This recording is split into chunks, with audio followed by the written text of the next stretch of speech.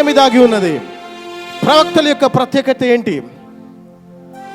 ప్రవక్తలు దేవుని యొక్క నీతిని, దేవుని యొక్క శక్తిని చూపించే బిడ్డలు. హల్లెలూయా.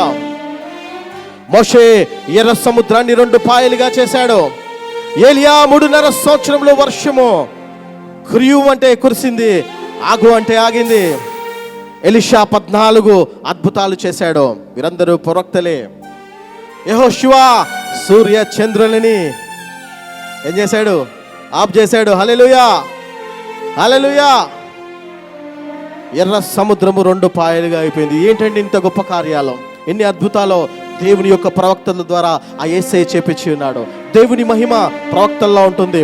దేవుని వాక్కు వారి నోట ఉంచుతాడు. ఈ మాట అవునంటే అవును, ఖచ్చితంగా అవుతుంది. ఉద్యోగం రాదా?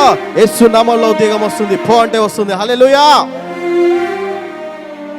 ఎయిడ్స్ రోగం కూడా నయమైందండి. హల్లెలూయా.